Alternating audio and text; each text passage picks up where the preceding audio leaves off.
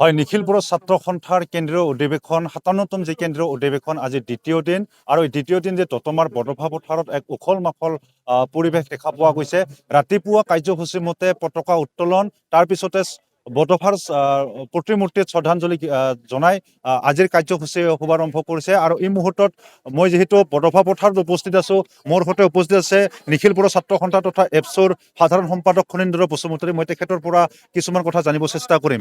ৰাতিপুৱা কাৰ্যসূচীৰে আৰম্ভ হ'ল পতাকা উত্তোলন, শ্বহীদ বীতিত শ্ৰদ্ধাঞ্জলি জ্ঞাপন আৰম্ভ হৈছে।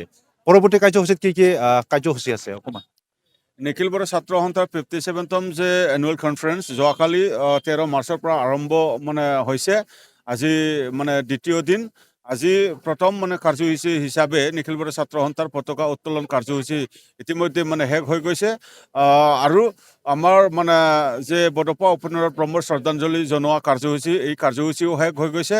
আৰু আমাৰ শ্বহীদ সকলক শ্ৰদ্ধাঞ্জলি জনোৱা কাৰ্যসূচী, লগতে গ্ৰেট পাৰ্চনেলিটি যি ব্যক্তিসকলে মহান ব্যক্তি যিসকল আজিৰ এই পৃথিৱীত নাই, তেখেতসকলে মৃত্যু হৈ গৈছে বা কোনোবা শ্বহীদ হৈ গৈছে, তেখেতসকলৰ শ্ৰদ্ধাঞ্জলিৰ নামত আমি বন্তি প্ৰজ্বলন আমি কাৰ্যসূচী ৰাখিছিলোঁ। সেই কাৰ্যসূচীও শেষ হৈ গৈছে।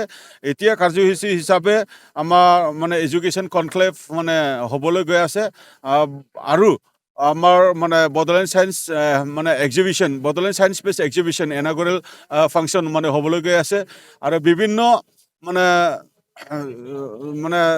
দিশত কাম কৰি অহা ব্যক্তি যিসকল আমাৰ সমাজ উন্নয়নৰ কাৰণে কাম কৰিছে, যেনেকৈ সাহিত্য একাডেমি এৱাৰ্ডী বা আমাৰ APSC উত্তীৰ্ণ হ'ব পৰা ব্যক্তি বা আমাৰ বেষ্ট টিচাৰ্ছ এৱাৰ্ডী আমাৰ নিখিলপুৰ ছাত্ৰ সন্থাই বাছি ওলাই এজন বছৰত বেষ্ট টিচাৰ আৰু টেলেণ্ট চাৰ্চ এক্সামিনেশ্যন, যি এক্সামটো নিখিলপুৰ ছাত্ৰ সন্থাই কণ্ডাক্ট কৰে, সেই এক্সামৰ উত্তীৰ্ণ হ'ব পৰা টপ 3 পজিশ্যন লাভ কৰিব পৰা ছাত্ৰ ছাত্ৰীক ইয়াত ফেলিচিটেশ্যন কৰা এটা কাৰ্যসূচী আছে। এই কাৰ্যসূচীও আমাৰ অলপ পিছতে হ'ব।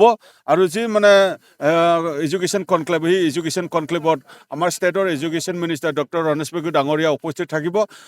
ইউনিয়ন এডুকেশ্যন মিনিষ্টাৰ ধৰ্মেন্দ্ৰ ডাঙৰীয়াদেৱ উপস্থিত থাকিব লগা আছিলে, কিন্তু বিশেষ অসুবিধাৰ কাৰণে তেখেত উপস্থিত থাকিব নোৱাৰে। আমাৰ ভিতৰত CEM শ্ৰীযুত প্ৰমোদ বড়ো ডাঙৰীয়াও ইয়াত উপস্থিত থাকিব। তাৰপিছত আবেলিৰ ভাগত আমাৰ delegate cheating, second delegate cheating পুনৰ আমি ৰিজিউম কৰিম। এই ডেলিগেট ছিটিঙত বিভিন্ন এজেণ্ডাক লৈ পেলাই আমি আলোচনা কৰিম। আলোচনা কৰি পেলাই আমি ৰেজলিউশ্যন ল'বৰ কাৰণে আমি চেষ্টা চলাম। আৰু বিভিন্ন আমাৰ লিটাৰেৰী বা স্পৰ্টছ কম্পিটিশ্যন অব্যাহত আছে, চলি থাকিব। এইখিনি কাৰ্যসূচীটো আমি দিনটো পাৰ হৈ যাব। প্ৰতিনিধি সভাত আচলতে কি কি বিষয়ৰ ওপৰত আলোকপাত হ'ব আজি? এনে আমাৰ প্ৰতিনিধি সভা বুলি ক'লে আমাৰ এডুকেশ্যন মেইনলি আমাৰ ডিছকাশ্যন হ'ব 1 নম্বৰ। 2 নম্বৰ আমাৰ বৰদফা মিছন ফৰ ছাষ্টেইনেবল চেঞ্জ, যি মিছনত আমাৰ স্পৰ্টছ, কালচাৰ, ছ'চিয়েল বা আমাৰ ইকনমিক্স বা ইউথ এণ্টাৰপ্ৰেনিয়ৰ বা বিভিন্ন ড্ৰাগছ ৰোধ কৰা, এণ্টি ড্ৰাগ কাম কৰা, সেইখিনিতো আমি আলাপ আলোচনা কৰিম বৰদফা মিছন ফৰ ছাষ্টেইনেবল চেঞ্জৰ আণ্ডাৰত।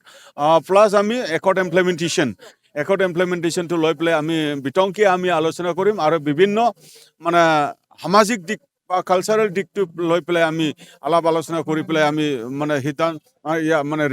ৰেজলিউশ্যন আমি আনিব পাৰিম।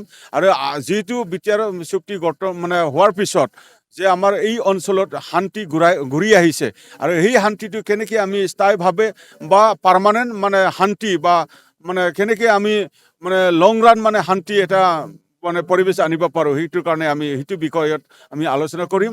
সেইখিনি যিহেতু এই 57তম অধিৱেশনতে যি এপছৰ যিহেতু কাৰ্যকাল 2 বছৰীয়া আছিলে, গতিকে এইবাৰ এই অধিৱেশনখনতে পুনৰ এপছৰ নতুন সভাপতি সম্পাদক কোনোবাক দায়িত্ব দিয়াৰ এক সম্ভাৱনা আছে নেকি? তেনেকুৱা আমি সম্ভাৱনা কৰিব নোৱাৰোঁ বা সম্ভাৱনা মই ক'ব নাযাওঁ। আমাৰ যি হয় ডেলিগেট ছিটিঙত ডেলিগেটসকলে চৰ্চা কৰে, ডেলিগেটসকলে আলোচনা কৰে, ডেলিগেটসকলে ছিলেক্ট কৰে। আমাৰ ইয়াত মানে ভোট ছিষ্টেম নাই, আমাৰ ইয়াত ইলেকশ্যন ছিষ্টেম নাই, আমাৰ মানে 4,000 ডেলিগেট ইয়াত উপস্থিত আছে।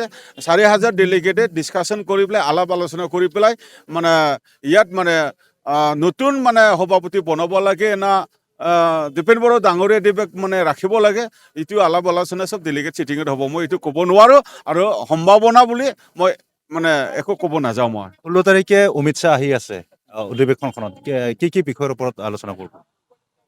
অমিত শ্বাহ এজন মানে আমাৰ সন্মানীয় গৃহমন্ত্ৰী আমাৰ ভাৰতৰ। তেখেতক যে আমি পাবলৈ গৈ আছোঁ মানে 16 তাৰিখত, এইটো আমাৰ কাৰণে বহুত মানে আনন্দৰ মানে বিষয়। তেখেতক আমি আদৰণি জনাবৰ কাৰণে আমাৰ বিটিআৰবাসী বা আমাৰ অসমবাসী আমি প্ৰস্তুত মানে হৈ আছোঁ যে সংখ্যক মানে 2 লাখ মানে মানুহ লৈ পেলাই আমি ইয়াত মানে তেখেতক আদৰণি জনাবৰ কাৰণে আমি প্ৰস্তুত আছোঁ। আৰু তেখেতে ইয়াত আহি পেলাই এই অঞ্চলৰ উন্নয়নৰ কাৰণে বা এই অঞ্চলৰ মানে শান্তি পৰিৱেশ মানে গঢ়ি তোলাৰ কাৰণে বা এই অঞ্চলৰ বিভিন্ন জাতি জনগোষ্ঠীৰ লগত মিলাপ্ৰীতি মানে আগুৱাই যোৱাৰ কাৰণে বা আমাৰ বিটিআৰ একৰ্ড ইমপ্লিমেণ্টেশ্যন মানে 100% মানে হোৱাৰ কাৰণে তেখেতে কিবা এটা বাৰ্তা দিব, এইটো আমি আশা ৰাখিছোঁ। সেইকাৰণে তেখেতে যে আহিব এইটোৱে আমাৰ ডাঙৰ কথা। আৰু তেখেতে আহি পেলাই এনেতো নাযাব, তেখেতে কিবা এটা পজিটিভ মেছেজ আমাক দি যাব, সেইটো আমি আশা কৰিছোঁ। Thank you. হয়, এয়া আছিল সাধাৰণ সম্পাদক খনীন্দ্ৰ বসুমতাৰী।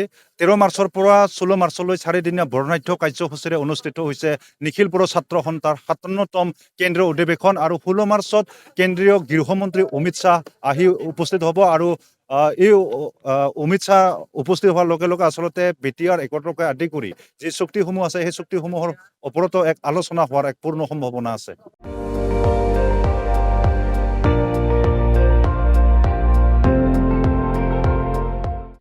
আপুনি চাই আছে ND24, সৰ্বশ্ৰেষ্ঠ নহয় সৰ্বোত্তমৰ দৌৰত।